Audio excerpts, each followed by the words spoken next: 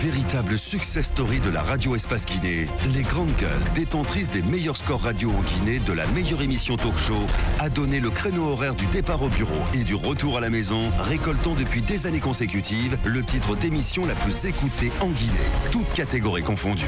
Un grand total de plus de 5 millions d'auditeurs ont été fidèles au talk show Les GG, diffusé jour après jour sur toutes les stations du réseau Adafo Média de 9h à 10h30, un exploit qui restera longtemps dans les annales de la bande FM en Guinée.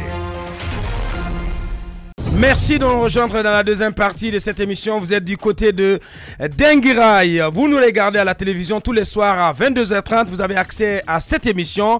Avec nous dans ce studio, comme invité exceptionnel, vous le voyez à l'écran, Monsieur Tibou Camara, ministre d'État, conseiller personnel du chef de l'État. La Guinée vers un schéma de règlement plutôt inédit du contentieux électoral né des récentes élections communales tenues début février.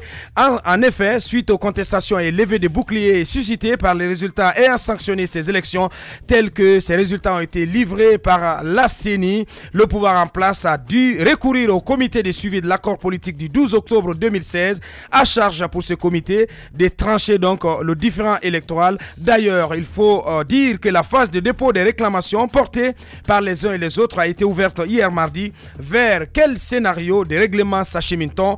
Comment sortir de l'impasse politique actuelle? Monsieur Tibou Camara, il est avec nous dans ce studio. On va poursuivre avec notre invité. La parole à Ahmed. Parlant d'ailleurs de ce remaniement, en parlant donc de gouvernance, qu'est-ce qui cloche en ce moment? Parce qu'on entend parler donc de la mise en place d'un nouveau gouvernement, ce qui fait que les départements depuis le 8 mars, les départements sont pratiquement grippés et pas de budget. Est-ce que c'est une politique du président pour éviter un pompage avant le départ de certains ministres qui ne resteront pas dans ce gouvernement? Le pays à l'arrêt, monsieur le ministre d'État. Que ce n'est pas un phénomène nouveau. Chaque fois dans ce pays, que ce soit maintenant ou avant, qu'on a annoncé un remaniement ministériel, il y a l'inquiétude dans les ministères, il y a l'attentisme dans le pays, il y a un climat d'agitation générale. Donc ce n'est pas propre à cette annonce récente que le chef de l'État a eu à faire. Maintenant, bien sûr, je suis de tous ceux qui souhaitent que cela soit fait le plus tôt possible pour mettre fin au suspense, mais également aux intrigues même qui ont commencé dans les différents ministères. Je discutais avec un ministre hier qui m'a dit que depuis que le chef de l'État a annoncé le changement de gouvernement, on sent une insubordination des cadres qui estiment désormais que le regard doit être tourné plus vers l'avenir. Les Grandes Gueules. Le gouvernement sortant, dont on pense que les membres ont très peu de chances d'être conduits. Donc c'est une situation habituelle dans le pays, que chaque fois qu'un remaniement est annoncé au sommet de l'État, qu'il y ait un sentiment de panique et d'inquiétude. Vous pensez qu'un remaniement est la solution en ce moment? Le moral des populations. Vous pensez qu'un remaniement s'impose en ce moment comme la solution pour nous sortir de l'impasse à la fois politique et économique? Je pense que ce débat est dépassé dans la mesure où le chef de l'État lui-même l'a annoncé publiquement et a l'intention ferme de le faire, bien sûr, à sa discrétion, puisque c'est une prérogative discrétionnaire et constitutionnelle de remanier le gouvernement. Et à ce propos, il n'y a pas une échéance spécifique qui soit indiquée, bien que à certains moments, cela paraît plus nécessaire que d'autres. Je pense qu'aujourd'hui, le chef d'État lui-même l'a dit, le changement de gouvernement est une demande sociale, puisque des voix sont élevées avant même qu'il l'ait annoncé lui-même, le remaniement, pour demander un changement de gouvernement, parce qu'on a senti quand même qu'il y avait un essoufflement et un besoin mais la question, réel, monsieur le ministre, qu'est-ce qui va changer gouvernemental pour faire face aux demandes et aux exigences de plus en plus qu'est-ce qui va changer d'une population impatiente. Qu'est-ce qui va changer et qu'est-ce qu'on peut attendre de ce prochain gouvernement, de ce gouvernement qui va être mis en place à moins de 3 ans quand même de la fin du second et dernier mandat d'Alpha Condé? Moi, je pense que on ne fait pas un gouvernement par rapport à une échéance électorale. Vous savez, on a souvent dit que la différence entre un homme d'État et un homme politique, c'est que l'homme politique pense à la prochaine élection et l'homme d'État pense à la prochaine génération. Il ne faut pas lier les actes qui peuvent être posés dans l'intérêt du pays à des calculs politiques ou à des visées électorales. Aujourd'hui, est-ce que la Guinée a besoin d'un gouvernement nouveau pour reprendre confiance et espoir? J'ai dit oui. Qu'est-ce que le président va faire? Cela est à sa discrétion, mais je sais qu'il a entendu les cris qui sont élevés dans le pays et il est conscient de l'attente légitime des populations à avoir un gouvernement beaucoup plus volontariste, beaucoup plus pragmatique. Mais avec quelle marge de manœuvre de combat? C'est ça, oui, mais c'est important. Avec quelle marge de manœuvre? Quand on sait que le mode de gouvernance qui est en place enlève pratiquement tout moyen, toute marge de manœuvre pratiquement aux ministres, des ministres qui ne peuvent même pas signer, prendre des arrêtés, monsieur le ministre. Franchement, Abouakar, oui. Je suis très surpris encore une fois de plus. Rappelez-vous qu'en France, lorsque Sarkozy semblait plus libre que les autres ministres et que la question de son indépendance vis-à-vis du président Chirac s'est posée, qu'est-ce que le président Chirac a répondu? J'ordonne, il exécute. Donc ça veut dire que de toutes les façons, le chef de l'État reste le chef du gouvernement, en réalité, puisque c'est lui qui est élu. C'est lui qui délègue une partie de ses pouvoirs à ses collaborateurs, à commencer par le Premier ministre et les autres ministres. Mais déléguer veut dire avoir un droit de contrôle. Mais ça ne veut pas dire une immixtion quotidienne, sinon, à la limite, il aurait cumulé toutes les fonctions à son niveau et les aurait exercées tout seul. Mais s'il décide de déléguer, ça veut dire faire confiance, parce que vous ne déléguez que lorsque vous faites confiance. Maintenant, il ne faut pas confondre le fait qu'on n'utilise pas cette confiance pour remplir son mandat à une velléité du président d'empiéter sur les prérogatives des ministres. Vous avez cité des exemples la dernière fois de ministres qui, parce que justement, ils sont conscients que ce qu'ils font, c'est dans l'intérêt du pays, développent une certaine autonomie dans l'action et produisent des résultats. Vous avez cité l'exemple de Kassouri. Vous avez dit que Kassouri se comporte en homme libre et indépendant lorsqu'il s'agit de conduire ses dossiers. Mais ce que vous ne savez pas, il les conduit, comme vous le dites, mais sous l'autorité et l'impulsion du chef d'État. Pourquoi l'autorité du président apparaîtrait plus chez d'autres que chez lui? Moi, je pense que c'est une question de personnalité et aussi de volonté d'être utile. Parce que la plupart des collaborateurs du chef de l'État, puisque le plus souvent, ils ne sont pas dans le vrai, et donc n'ont pas l'indépendance et la liberté de conscience d'agir comme ils devraient le faire. C'est à eux de dire au président ce qui est utile parce qu'ils sont des conseillers du chef de l'État.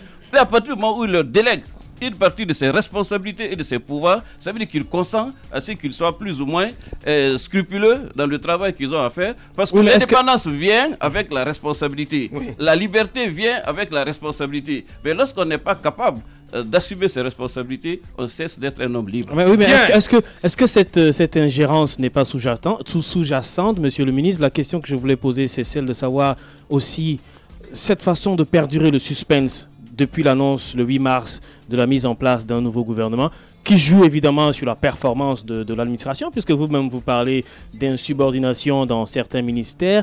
Est-ce que c'est bon pour notre économie? Parce que c'est un peu comme à la bourse, on annonce la baisse d'un produit, tout le monde est dans l'euphorie, plus ça dure, plus le cours baisse. Est-ce qu'aujourd'hui, le président de la République, depuis son annonce, est-ce qu'il a fait dans l'euphorie de la situation? Est-ce que l'annonce était contre-productive? Est-ce qu'il s'est rendu compte que c'était précipité et s'est buté à des difficultés de choix d'homme, finalement?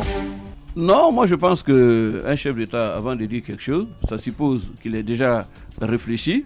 Ou alors il joue délibérément sur la longueur. Et il sait comment le faire.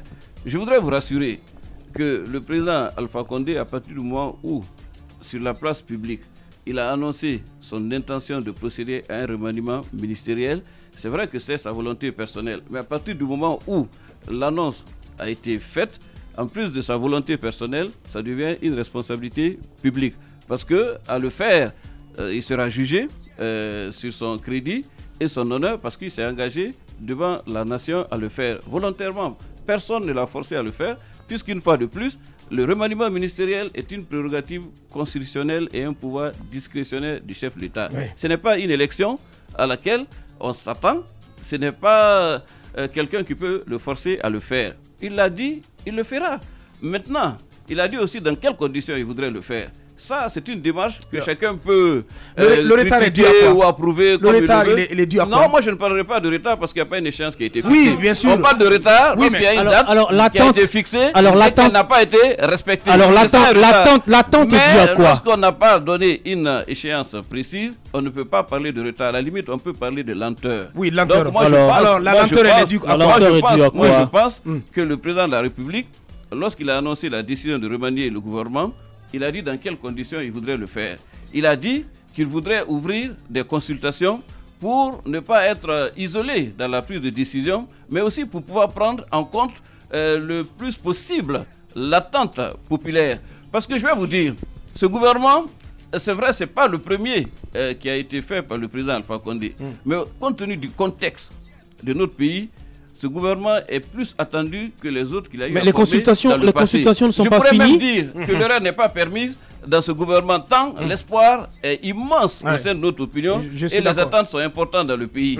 Donc on ne peut pas prendre une décision aussi grave, entre guillemets, par rapport à un enjeu qui est national et une attente qui est extraordinaire dans la précipitation et à se hâtant. Il faut se hâter lentement. Bien. Moi, je pense qu'il faut lui faire confiance. Il est dans un processus de concertation interne qui permet de mieux orienter son action. Et je pense, et c'est le plus important, quel que soit le temps qu'il prendra pour le faire, bien faire et ne pas décevoir l'espoir de notre opinion. On espère bien qu'il ne va pas décevoir parce que voilà, il y a beaucoup d'espoir déçu. Peut-être qu'il ne contentera pas tout le monde comme d'habitude parce qu'il n'y a pas d'œuvre parfaite et un remaniement qui fasse l'unanimité, mais au moins il ne décevra pas. Bien. Justement, vous faites bien en me tendant cette perche-là. Il ne contentera pas tout le monde, vous dites peut-être, mais est-ce que le président de la République est un homme suffisamment courageux pour choisir sans prendre en compte toutes ces sensibilités-là? Et moi, j'ai envie de savoir, parce que je vois que vous fondez bien, vous aussi, votre espoir en ce gouvernement-là. Moi, ce n'est pas mon cas. Quel est le portrait que vous dresseriez de ce gouvernement qui, en moins de 2 ans, réussirait finalement à contenter tous les Guinéens? Non, d'abord, contenter tous les Guinéens serait une prétention qu'aucun de nous ne pourrait c'est d'ailleurs la question d'Ahmed Kourouma. Je voudrais vous dire que c'est Dieu qui nous a créés tous. Chacun de nous, selon les religions, est tenté de croire en lui. Mais même Dieu ne fait pas l'unanimité. Il y en a qui ne croient pas en Dieu. Ce n'est pas un homme qui ferait l'unanimité ou son action qui aurait l'adhésion de tout le monde. Ce qui est le plus important, c'est moins de contenter individuellement chacun d'entre nous que de prendre en compte cette aspiration profonde, intime de chaque Guinéen, de voir les choses autrement et de voir aussi des hommes légitimes. La légitimité peut être par rapport au parcours. La légitimité peut être même par rapport aux préjugés favorables par rapport au choix d'un homme. Aujourd'hui, nous sommes dans un contexte un peu particulier où il faut concilier la légitimité politique parce que nous sommes dans une démocratie. D'ailleurs, vous voyez dans tous les pays, ce sont les hommes politiques qui sont dans le gouvernement. Ce sont des coalitions de forces politiques qui gouvernent, en tout cas à ce stade de l'État, qui est le gouvernement, qui est une instance extrêmement importante. D'ailleurs même, il y a des pays où ce sont carrément des élus qu'on retrouve comme membres du gouvernement. Donc il ne faut pas perdre de vue le contexte démocratique dans lequel nous évoluons pour imaginer, comme on le dit souvent, faire un gouvernement dit de technocrate. Un contexte délicat. Il faut allier cette exigence démocratique d'avoir des hommes représentatifs dans lesquels les populations se reconnaissent. Et puis ensuite, il y a l'exigence de résultats qui suppose donc que les hommes qui sont appelés à ces fonctions soient aptes à les exercer.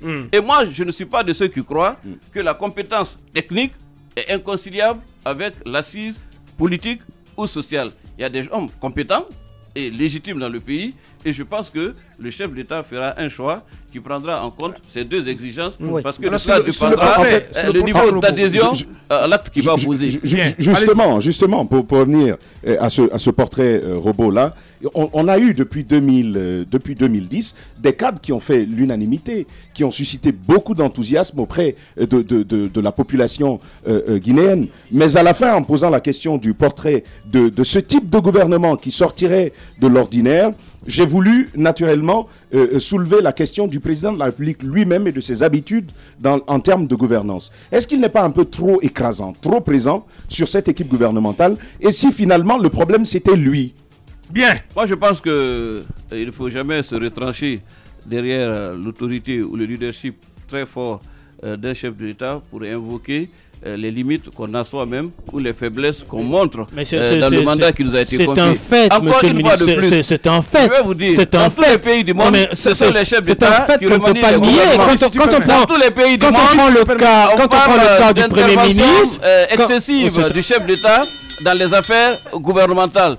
Je vous dis qu'il y a ce conflit qui est permanent et qui ne concerne pas que la seule Guinée, qui est celui de l'autorité du président et de la liberté des ministres. Je viens de vous donner un exemple. Lorsque le conflit entre Chirac et Nicolas Sarkozy a atteint un certain niveau, Chirac a tranché en direct, ce qui n'est pas dans la courtoisie républicaine habituelle reconnue à la France, en disant j'ordonne et j'exécute. Le contexte n'est pas différent forcément, mais les faits sont constants. Et vous savez d'ailleurs, en France encore, puisque c'est notre référence en matière de démocratie, ainsi que d'autres pays, il y en a qui sont allés jusqu'à dire un ministre, ça ferme sa gueule ou ça démissionne. Donc je veux dire qu'un ministre ne peut pas vouloir prétendre à une liberté ou à une indépendance absolue, mais peut faire preuve de responsabilité dans l'exercice de ses fonctions. Et lorsqu'il estime ne pas avoir les moyens d'exercer ses fonctions, les ministres sont rognés et récupérés par... mais qu'il démissionne. Mais qu'il démissionne. Lorsqu'on estime qu'on n'est pas dans les conditions de faire le travail qui nous a été confié et qu'on ne peut pas le réussir, on démissionne ou alors on se tait. Donc normalement, tous les premiers ministres d'Alpha Condé devraient démissionner. Mais bien sûr, s'ils estiment qu'ils ne sont pas dans les conditions de travailler, et ce que je n'ai pas entendu pour l'instant, ce que je n'ai pas entendu par l'instant, mais justement parce qu'il n'y a que la presse et l'opinion qui se plaignent de la difficulté des premiers ministres. Alors, monsieur le ministre... Mais alors, c'est là qui a la faute? Au président de la République ou à eux? Monsieur le ministre... Il faut quand même s'interroger sur la question de Tamba qui a posé cette question de savoir si c'était lui le problème. Oui. Moi, je pense que c'est une expérience personnelle. Chaque fois qu'un chef d'État a été élu ici, on a toujours dit que ce sont ses collaborateurs, d'abord, qui étaient le problème, et ensuite, on a évolué dans le jugement en finissant par dire que sont eux-mêmes les problèmes. Je vais vous dire, ce qui est le plus important. Moi, quand on dit que le président est un problème, moi je ne le crois pas. Sincèrement. Pourquoi? Parce qu'il n'y a pas d'exercice solitaire du pouvoir possible, surtout à notre époque et dans les contextes de démocratie. Mais il y a des collaborateurs, qui pensent que la meilleure façon, non, moi je ne dirais même pas qu'ils sont dociles, puisque en fait, cette docilité dont on parle, c'est en fonction de leurs intérêts et donc ceux du chef d'État lui-même. Il faut qu'on soit clair, parce qu'aujourd'hui, c'est très facile de dire le président nous écrase. Alors, mais en réalité, beaucoup pensent que la loyauté à un chef d'État, c'est de flatter son ego et c'est de vouloir manipuler son opinion. Et pour cela, il faut lui plaire. Moi, je ne suis pas de cet avis. Vous savez, je pense que c'est le général Hubert Lyautey qui disait que ça résume un peu la situation des palais et des présidences dans notre pays. Je crois pouvoir me souvenir. Alors, il disait, lorsque j'entends les talons claquer, je vois les esprits se refermer. Voilà l'attitude de la plupart de ceux qui servent les présidents dans nos pays. Lorsqu'ils sont absents, ils ont une opinion et ils semblent assumer une responsabilité.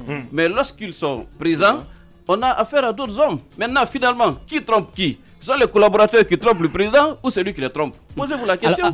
Allez-y, Jacques. Moi, je vais poser deux questions. D'abord, sur ce gouvernement, on vous sait quand même très critique avant que vous ne soyez auprès du président.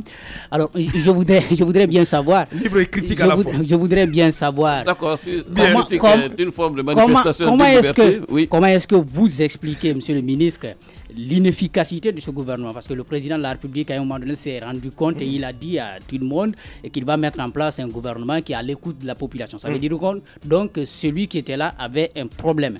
Je voudrais bien savoir que vous nous l'expliquiez, comment vous expliquez son inefficacité. Souvenons-nous qu'en 2010, on a eu un gouvernement assez pléthorique. En 2015, on a estimé qu'à l'occasion de ce remaniement, donc qui est intervenu dans ce second mandat, qu'on aurait un gouvernement resserré, ce qui n'a pas été le cas. Comment est-ce que vous expliquez son inefficacité? Et puis, l'autre comment question... vous entrevoyez la taille du prochain gouvernement? L'autre question que je voudrais enchaîner, c'est le fonctionnement de nos institutions aujourd'hui. C'est comme si nous sommes en train de vivre les crises partout. À la Cour constitutionnelle, ça ne semble pas bien aller. Et puis, au niveau de l'UNIDH, le président qui arrive, on sent les maladies infantiles de la démocratie derrière. Comment est-ce que vous voyez tous ces éléments-là? Est-ce que vous croyez aussi que l'État a la main derrière tout ce qui se passe, surtout Alia Diaby, son arrivée à la tête de l'INIDH? Bien. Peut-être vous voulez dire le pouvoir ou le gouvernement, parce que l'État, c'est vous, c'est moi, c'est tout le monde. Et tout ce que vous avez cité comme élément, ça dépend de l'État. D'abord, comme je le disais, ce sont les maladies infantiles de la démocratie. Et puis, c'est toujours difficile de faire remplacer un système totalitaire de pensée unique, comme nous l'avons connu dans le passé, par un système libéral et démocratique. Je dis souvent en ironisant que lorsque vous donnez la liberté à celui qui n'est pas habitué à cela, il croit même que c'est un piège. Oui, mais les générations sont un peu lointaines maintenant, monsieur le ministre. Cette transposition n'est peut-être pas la bienvenue. Bien sûr, ce n'est pas une transposition.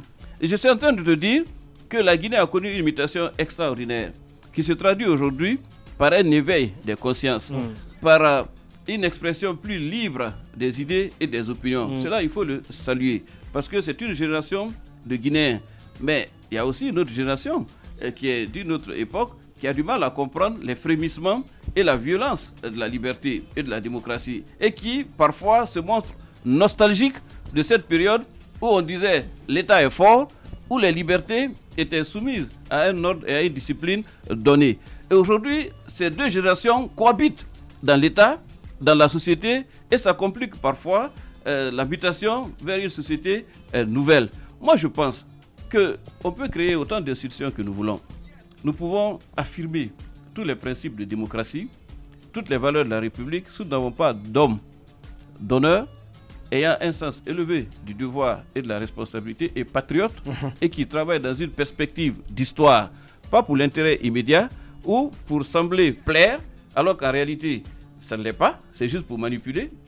Si nous n'avons pas d'hommes responsables, patriotes, conscients que l'intérêt national est plus important que les promotions immédiates qu'on pourrait avoir, moi je pense qu'on peut créer autant d'institutions que nous voulons, le pays n'avancera pas.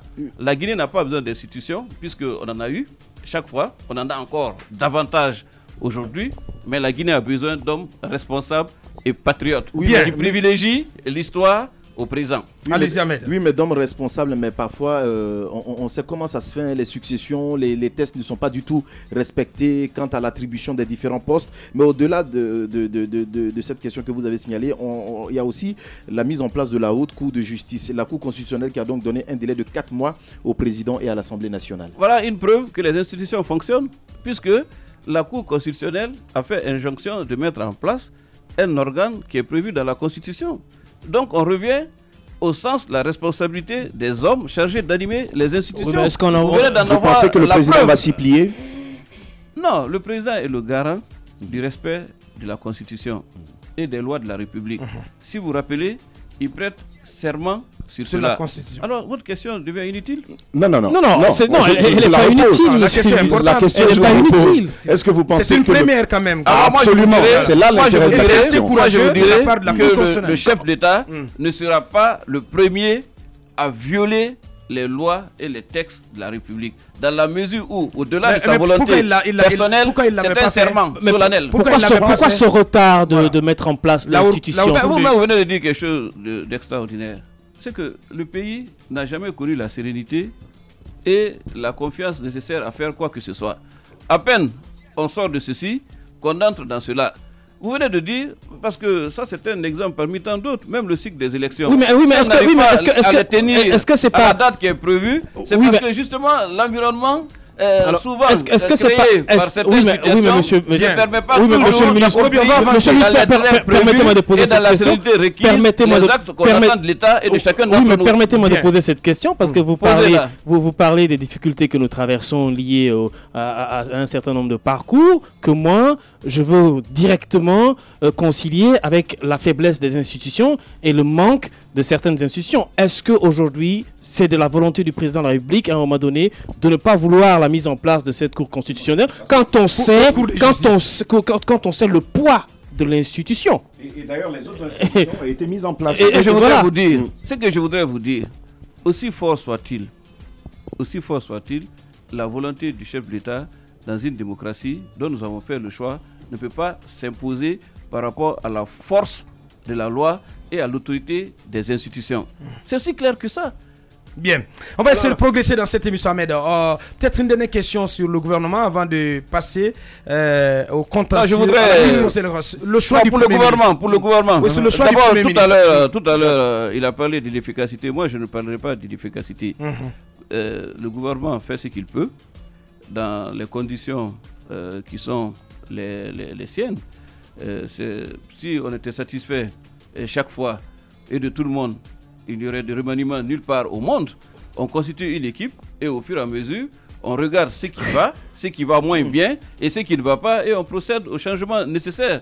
Donc je pense que il est évident que l'attente a été déçue, peut-être parce que les espoirs étaient immenses, comme l'a dit Tamba, au moment où le gouvernement a été constitué. C'est vrai, il y a eu un halo d'espoir, il y a eu un engouement populaire autour de ce gouvernement. Peut-être aussi que de ce point de vue... Cela revient à parler de la responsabilité du président de la République. Quel type de Premier ministre? Oui, quel type de Premier ministre? Au-delà de cela aussi, tout ce que nous avons dit, c'est couronné par l'implication directe des coordinations régionales dans la gestion de la chose publique. C'est notre fils, c'est ce qu'on entend toujours. Alors, comment est-ce que le président arrive à gérer tout cela aussi? Comment il va se soustraire comment réussira-t-il cette fois-ci, parce qu'on en a besoin, à se soustraire de cette coercition qui provient des coordinations? Quand on prend l'exemple des chargeurs, de l'Office national des chargeurs, et de la Sotelgui à l'époque, où les coordinations ont joué un rôle important dans le rappel d'un directeur qui pourtant avait été suspendu par la hiérarchie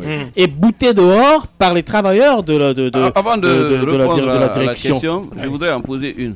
Qui a signé l'acte qui rétablit le directeur dans ses fonctions? C'est celui qui l'avait suspendu.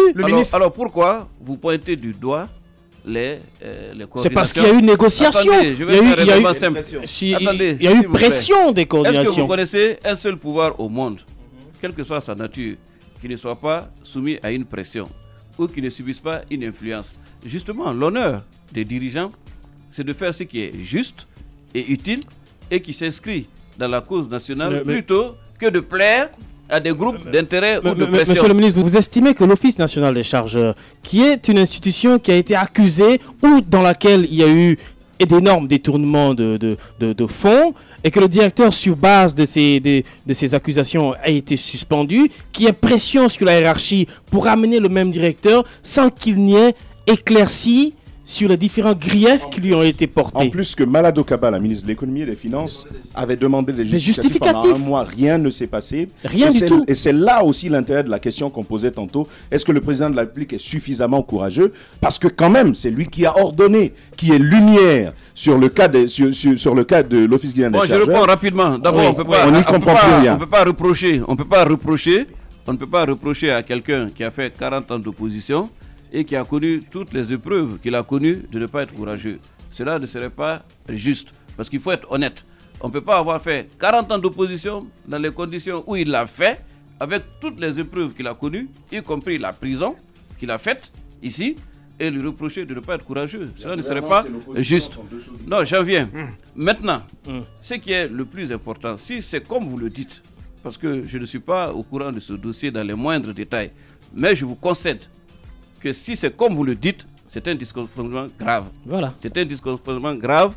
Non seulement c'est un dysfonctionnement grave, mais cela ne serait pas à l'honneur de l'administration que ceux qui seraient rendus coupables de fautes établies, avérées, continuent à exercer leurs fonctions et leurs responsabilités. C'est mon opinion. Bien. Alors, monsieur le ministre, toujours cette question. Quel Premier ministre? C'est la question qu'on vous pose. Et aussi, il faut parler de crise post-électorale en Guinée. Que retenir des consultations engagées avec la classe politique aujourd'hui? D'abord, je voudrais dire que ce n'est pas moi, malheureusement, pour vous et pour moi aussi, qui fait le choix du Premier ministre. C'est encore une fois de plus un pouvoir discrétionnaire du chef de l'État. Mais si on me demande mon opinion en tant que citoyen, je dirais que quand je vois la nature des défis auxquels le pays est confronté aujourd'hui, je serais tenté de dire qu'il faut un Premier ministre qui ait un profil relatif aux difficultés que le pays connaît. Aujourd'hui, ces difficultés sont d'ordre économique, et politique. Vous l'avez dit tout à l'heure, un peu avant que je ne vienne dans cette émission. Et puis, il y a la politique, encore que la politique commande à l'économie. Vous savez, on choisit ses collaborateurs en fonction des objectifs que l'on s'assigne et de la vision qu'on a. Aujourd'hui, ce n'est pas moi qui décline une vision ou qui a des objectifs. Oui. Moi, j'attends de voir ce que le président fera pour pouvoir lire un peu ce qu'il a voulu. Dans le portrait que vous dessinez, c'est un peu un Premier ministre qui a une double casquette, à la fois économiste et D'abord, il faut un Premier ministre accepté et acceptable. Accepté et acceptable. Parce que je pense que le choix du Premier ministre pourrait déterminer l'acceptation de l'ensemble du gouvernement. Vous pensez que Kassouri est l'homme de la situation? Non, le président c'est mieux que je pose une question. Qui est l'homme de la situation? Encore une fois de plus, je ne voudrais ni anticiper la volonté du président, ni deviner ses intentions. Si vous me demandez un avis personnel sur Kassouri, je pourrais le donner. Oui, allez-y, un avis personnel, s'il vous plaît. Par rapport à son choix comme Premier ministre. Oui, un avis personnel. J'estime que c'est un homme honnête, qui a accumulé une expérience et qui a montré, depuis que le président lui a fait confiance, qu'il est capable de conduire les dossiers qui lui sont confiés. Allez-y, Ahmed. Non, je posais de toutes les façons la question à retenir sur les consultations engagées par la classe politique aujourd'hui, et que dire aussi des réclamations portées par l'UFDG et l'UFR notamment. Il faut d'abord se féliciter et se réjouir qu'on ait réussi à renouer le fil du dialogue et que tout le monde soit d'accord de trouver une solution concertée et qui soit à l'avantage de toutes les parties pour mettre fin à la crise post-électorale née de la publication des résultats des élections locales. Aujourd'hui, nous avons trouvé, grâce à la volonté politique du chef de l'État et aussi, il faut le dire, à la sollicitude du chef de file de l'opposition ainsi que de tous les autres acteurs, nous avons aménagé un espace de dialogue pour statuer sur des questions qui préoccupent les partis qui sont au dialogue pour trouver une solution qui soit consensuelle et qui soit concertée. Et vous avez remarqué, depuis, règne dans la cité un climat de confiance et d'espoir. Et tous les regards sont aujourd'hui tournés vers le comité de suivi en vue de cette sortie de crise pour une trêve durable et pour une paix véritable. Donc il faut se réjouir de cela et en remercier tous les acteurs. Bien, les réclamations de l'UFDG et de l'UFR, quel traitement faut-il réserver à ces réclamations dans le cadre, bien entendu, de ce comité de travail Justement, quel traitement apporter et quel schéma de règlement, à quel schéma de règlement est-ce qu'on pourrait aboutir, encore une fois, qui ne viole pas la loi? La loi, oui. Il s'accroche à cette idée. Oui. Quand on sait que ces réclamations ne sont pas nouvelles. Moi, je suis très optimiste et confiant. Parce que lorsqu'il s'agit de la Guinée, aucun sacrifice n'est de trop. Lorsqu'il s'agit de l'intérêt national, chacun est capable de concessions, comme on l'a montré dans le passé. Vous rappellerez qu'avant que le comité de suivi ne commence à siéger, beaucoup avaient estimé qu'on était tombé dans l'impasse et qu'il n'y avait aucune lueur d'espoir à l'horizon par rapport à un commencement de solution à ce problème. Aujourd'hui, les faits ont démenti cela. Parce que malgré l'escalade qui avait commencé, on a repris et renoué le fil du dialogue.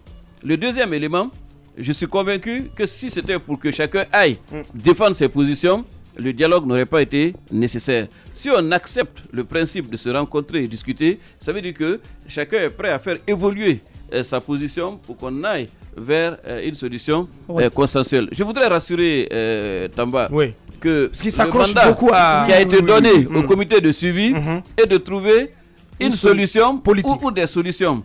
Moi, je pense que nous n'allons pas anticiper sur ce que le comité de suivi aura à faire, mais je pense qu'à l'issue des débats et des consultations en cours, on sera encore agréablement surpris de voir que les Guinéens sont capables de sursaut face à l'intérêt national. Vous nous rassurez que là, on ne violera pas la loi. J'ai confiance au comité de suivi pour faire ce qu'il y a à faire, tout en prenant en compte l'ensemble des préoccupations. Pourquoi violer la loi? Pourquoi penser qu'une solution est impossible? Parce qu'au départ, chacun avait une position déterminée. Alors, moi, je pense qu'on refera ce débat à l'issue des recommandations que le comité de suivi fera. Parce que tout ce que vous soulevez comme préoccupation sont prises en compte dans ce comité de suivi. Attendons de voir ce que ce en tout comité cas, de suivi fera.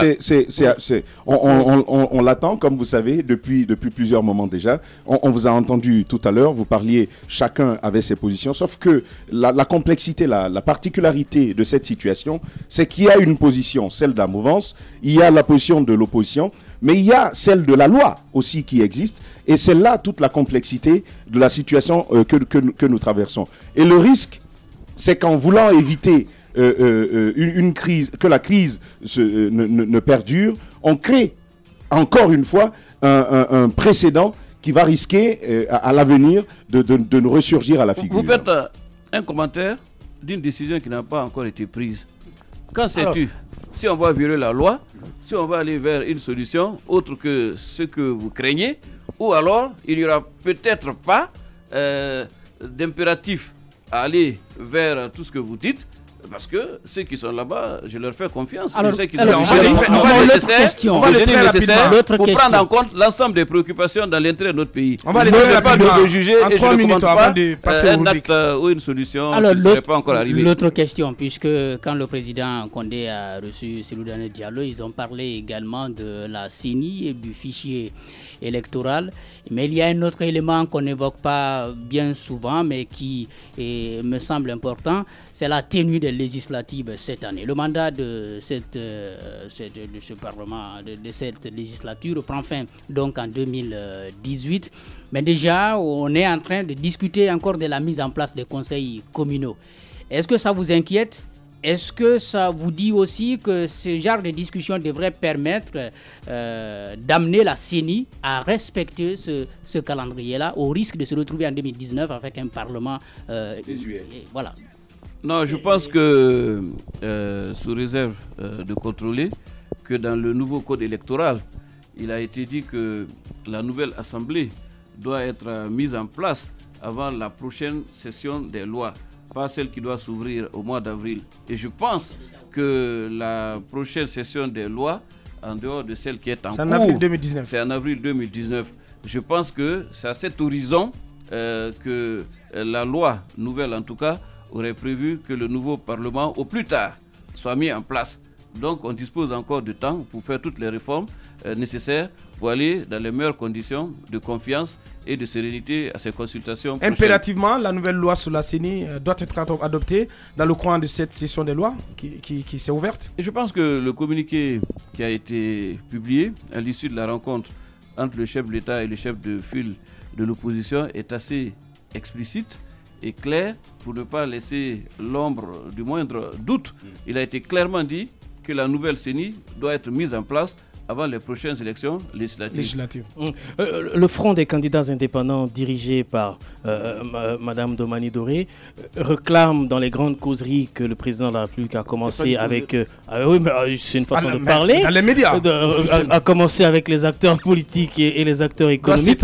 Réclame leur part de discussion avec le président de la République. Demande à être reçu par le président. Demande à être reçu. Est-ce que vous pensez que les marches du Palais Sékou Touré leur seront déblayées? D'abord, à titre personnel, Madame Domani Doré, qui a été ministre du gouvernement du professeur Alpha Condé, a d'ailleurs été reçue par lui après qu'elle ait quitté le gouvernement. Donc elle sait pertinemment que la porte du président lui reste ouverte, ainsi d'ailleurs que son téléphone. Je crois qu'il n'y a pas de barrière ou de frontière entre elle et lui, et je pense que le chef de l'État, que ce soit les candidats indépendants, les forces vives de la nation, a le devoir de recevoir les citoyens. Mais c'est une demande légitime. C'est une demande légitime que de le faire publiquement. Quand même, les candidats indépendants, moi je pense ils sont une entité importante aussi, d'acteurs ayant pris part aux élections communales. Tous les Guinéens sont importants. Tous les citoyens de ce pays. Dans le contexte des élections communales. Non, moi je pense que ce n'est pas seulement en période électorale que le chef de l'État. Oui, mais les consultations, c'est par rapport aux différents électoraux. Moi je pense qu'il faut que nous soyons cohérents. L'opposition républicaine a marché pour réclamer des résultats qu'il estime n'étaient pas ceux auxquels il pouvait s'attendre. Et ces marches, naturellement, ont créé une situation de crise que tout le monde à regretter. Et pour trouver une solution, chacun de nous s'est mobilisé. Vous savez, El Hadji Cellou Dalein a un double statut de président de l'UFDG et de chef de file de l'opposition. Et dans la loi portant création du chef de file de l'opposition, il est dit que le chef de l'État, à sa demande, peut recevoir le chef de file, comme celui-ci, lorsqu'il le souhaite, peut vouloir être reçu au palais. Donc, parfois, on confond le président de l'UFDG au chef de file de l'opposition. Et puis moi, je vais un peu plus loin parce que j'ai l'habitude d'être franc. Ce n'est pas parce qu'on veut être reçu par le président de la République aussi qu'il faut nécessairement qu'on soit reçu. Les candidats indépendants, je vais vous dire quelque chose. À partir du moment où, si vous avez remarqué, c'est l'opposition républicaine qui a réclamé le dialogue autour des résultats et qui s'en est ouvertement et bruyamment plaint. Mais est-ce que lorsqu'il y a eu un résultat, entre guillemets, qui était d'ouvrir le dialogue, c'est à la seule opposition républicaine que ça a profité? Non. Donc je veux dire, il y a des combats individuels qui ont un intérêt commun. Bien, on va continuer cette émission. Maintenant, on passe à cette rubrique. Les grandes gueules, la minute, oui ou non. Un feu roulant de questions avec une seule réponse possible. Oui ou non. Langue de bois, s'abstenir. C'est un exercice auquel il est habitué, M. Thibou Camara, ministre d'État, conseiller personnel du chef de l'État. Il est notre invité. On commence avec vous, Tamba. Alors, oui ou non, la Guinée va connaître une hausse du prix du carburant dans les jours à venir? Je n'en sais absolument rien. Oui ou non, vous avez été tout seul à négocier la rencontre entre le président Alpha Condé et le chef de file de l'opposition? Ça dépend de ce que vous appelez les négociations. Si c'est parler à chacun pour que la paix revienne, je pense que les Guinéens sont imposés ce devoir à tous. Maintenant, s'il s'agit de négociations formelles, bien sûr... pour faciliter la rencontre? Pour faciliter la rencontre, moi je pense, comme je le disais tout à l'heure, vous savez, je vais vous permettez juste une seconde. Je disais tout à l'heure qu'il y a des combats individuels pour un intérêt commun. Je pense que même quand on fait un effort individuel, il faut accepter que le mérite soit partagé. Bien. Allez-y, Roby. Vous êtes dans les échos du palais Sékou Touré. Oui ou non, selon les informations qui circulent, le président aurait consulté véritablement M. Kassori Fofana, je crois M. Bangoura Fodé Bangoura du PUP. Il y a un troisième, Cheikh Ahmed Kamara, pour le poste de la primature. Oui ou non, les a-t-il consultés? Non. Alors, oui ou non, face aux différentes crises que nous avons traversées, il y a trop de héros, il y a trop de personnes qui se proclament héros. Oui. Alors, notre stade, le stade de Nongo, baillé à M. Antonio Soiré pour 32 ans. Tu me regardes? Avocat, c'est quoi le problème? Oui. C'est toi qui conduis l'émission. Bien. Donc, le stade de Nongo, baillé à M.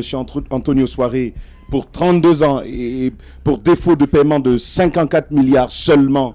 Oui ou non, c'est une honte pour la République de Guinée?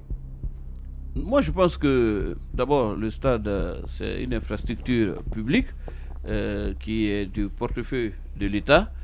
Aujourd'hui, le bail a été fait entre le gouvernement et M. Antonio Soiré pour la rénovation du stade. Et sur vos antennes, hier, je l'ai entendu écouter, dérouler le programme par rapport à la rénovation du stade. Donc, comme je dis, je ne préjuge pas de ce qu'il va faire, mais je fais confiance à ce qu'il a dit hier par rapport au contrat qui le lie à l'État. Attendons de voir. Oui ou non, monsieur le ministre, ce gouvernement, s'il doit être changé, tous les ministres actuels doivent partir? Non. On en vient donc à la fin de cette émission. Monsieur le ministre, vous avez cette caméra en face de vous. Vous allez vous adresser au peuple de Guinée en 1 minute 30 secondes, donc à nos millions de téléspectateurs qui nous regardent à la télévision. Je voudrais dire à chaque Guinéen de ne pas désespérer de notre pays et de considérer que le bien individuel et commun que nous avons, c'est la Guinée. Quelle que soit la place qui est la nôtre et au rôle que chacun de nous est appelé à jouer, il ne faut jamais perdre de vue que la Guinée est notre patrie commune, qu'il faut préserver comme on nous l'a préservé pour que nous y soyons. C'est du devoir de chaque génération de préserver ce pays pour la prochaine génération. Nous ne devons pas tout sacrifier au présent en oubliant que l'avenir est une interpellation quotidienne et que l'histoire, qui est l'arbitre de tous nos conflits, de tous nos intérêts du moment, nous départagera, même si nous avons un désir d'éternité. Parce que c'est ce qui anime la passion chez l'homme, le désir d'éternité. Chacun de nous est tenté de croire qu'il est éternel ou qu'il est omniprésent, omnipotent. Ce n'est pas vrai. L'homme a des limites dans l'espace et dans le temps. Et la seule façon de s'immortaliser, c'est à travers l'œuvre qu'on a accomplie, puisque la vie a une fin, comme elle a un début. Bien. Moi, en ce qui me concerne, j'appelle chaque Guinéen à être simplement patriote. Bien. Et cette petite question, si on vous fait appel pour occuper le poste de Premier ministre, vous accepterez? Non. Bien. Alors, les vérités du ministre d'État Tibou Camara. Dans cette émission, on arrive donc au terme de cette émission. Merci à vous, monsieur le ministre. Merci d'être passé dans cette émission. Merci à toute l'équipe. À la réalisation du côté de la radio, il y avait Mohamed Djabi El Maestro, Mamoudou Kondé du côté de la télé. Et au cadrage, il y avait Abdoulaye Camara et Ibrahima Sori 5. Merci à vous qui nous avez regardé à la télévision depuis Dakar. Portez-vous bien. Au revoir.